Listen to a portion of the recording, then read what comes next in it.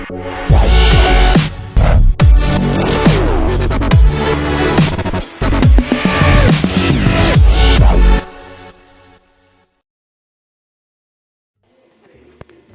Weare Powersports here, and trying to make an effort to start documenting some how-to videos for some of the more common problems that we run into. So the one that we're going to work on today is, it is a fairly common problem with Arctic cats. Any of the Arctic cats that have the kind of the manual shift lever, you know, some kind of pre-push button reverse.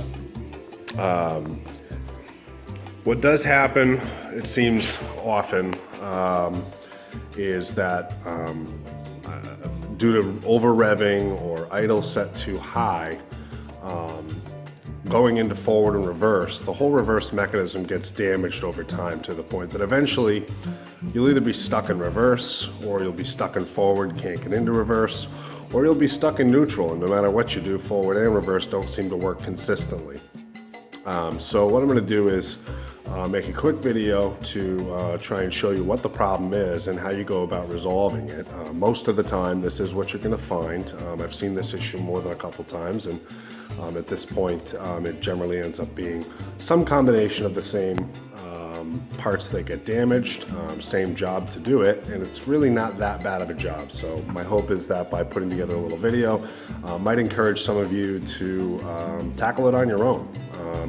It is a time-consuming repair, so to pay someone else to do it is going to run up a bit of a labor bill. It's most of the time not very expensive in parts, but you know, it is just a bit of time really just to get in there, get it apart, and then get it all back together. So as you can see here, I already have the chain case apart, and I've already removed the reverse gear, and I'll show you that on the bench in a minute.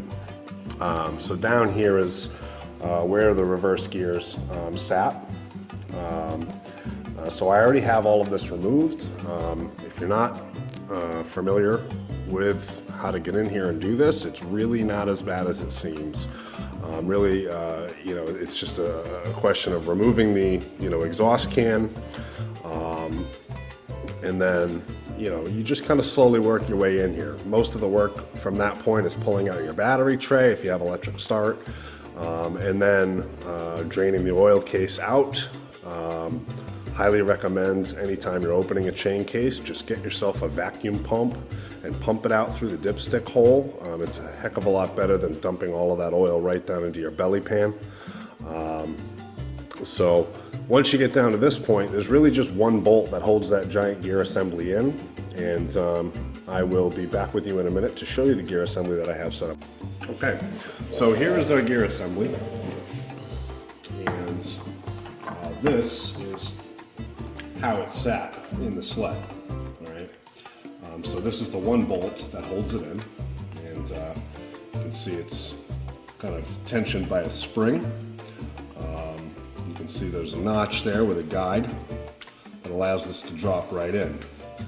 And when you shift into reverse, there's there's a kind of large shift fork that comes down in here and then separates these gears out. And when they separate, you can see in between there, see the pins? So now this is where the problem usually comes in.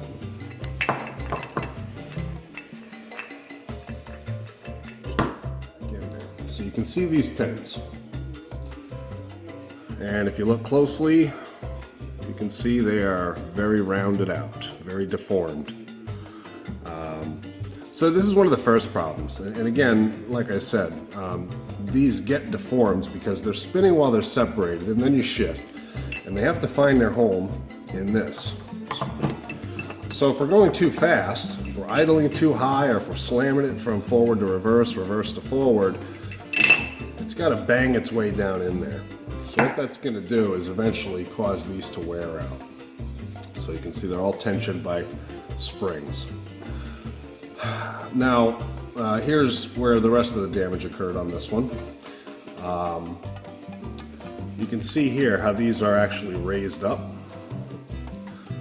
And at a quick glance, they're all raised up so uniformly that it almost might look as though it's supposed to be like this, but you can see they're actually bent right up because these things have been smashed upwards so hard that it has bent this retaining plate.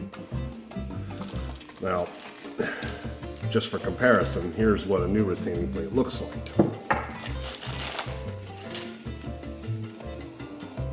So you can see obvious difference.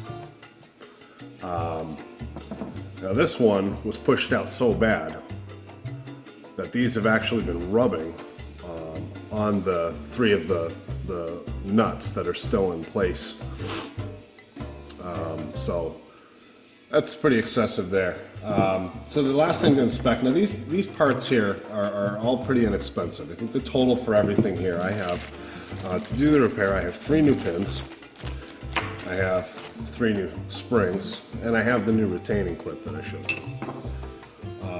So that's basically it. It's just taking off the old retaining clip and then replacing these parts. So it's pretty straightforward.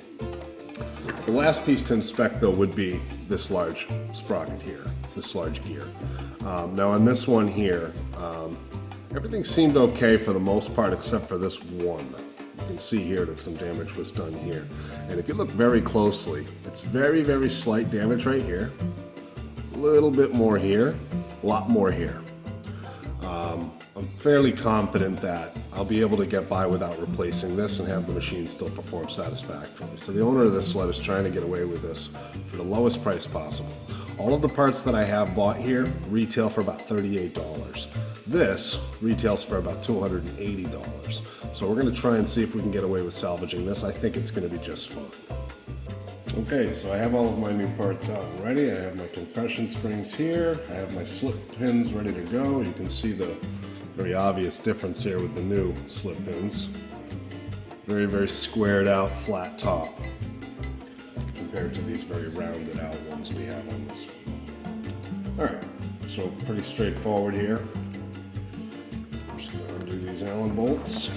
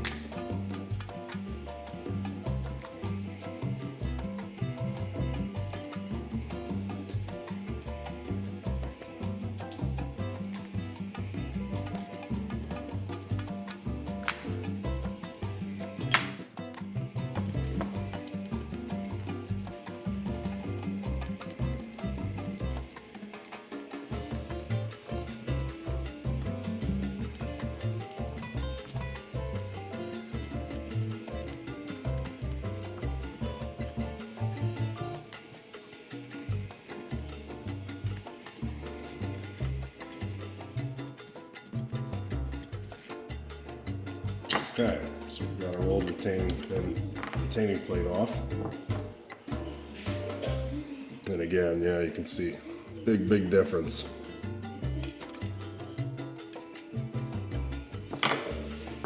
Okay, so take the old compression springs out. Pretty straightforward. Old slip pins out.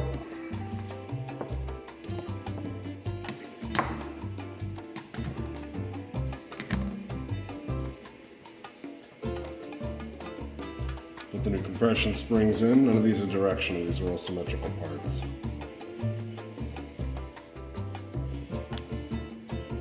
That's it. Got a little bit of pressure there.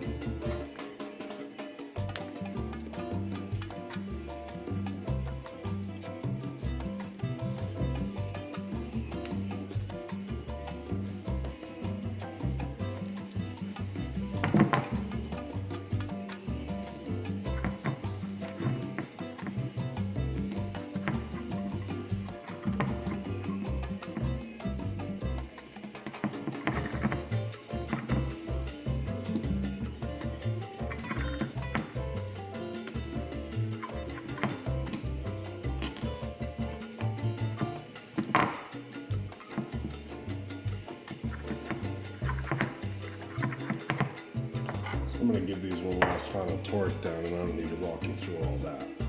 But that's really it. So now we have brand new slip pins. These springs are much, much tighter. There's much more resistance in these than when I first started.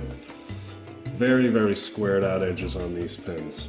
No way for them to slip at all.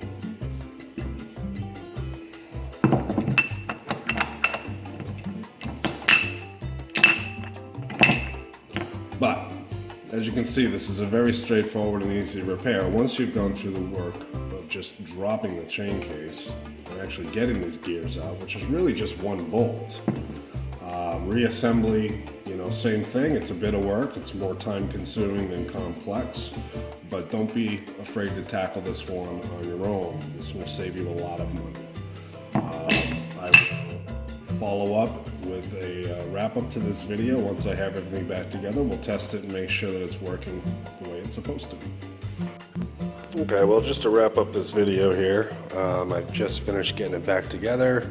If you take your time, it took me about an hour and a half to get it back together, and it's probably an hour and a half to get it all apart. So again, a bit laborious, but not a very expensive job. I put it all back together, filled it back up with some lube, tested it, and right away I saw there was less slop right down here. This is kind of hard to see that, but right where the arm actually goes into the chain case, I could see a lot of slop in it before when you would move it in and out.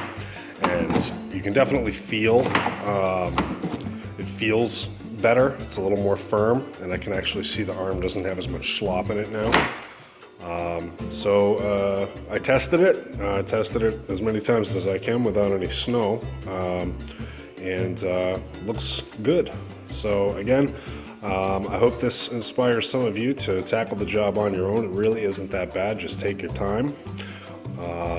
And if you like the video, please like the video, share the video, subscribe. We're going to be doing our best to put up as many of these videos as we can, so please comment with anything else that you'd like to see.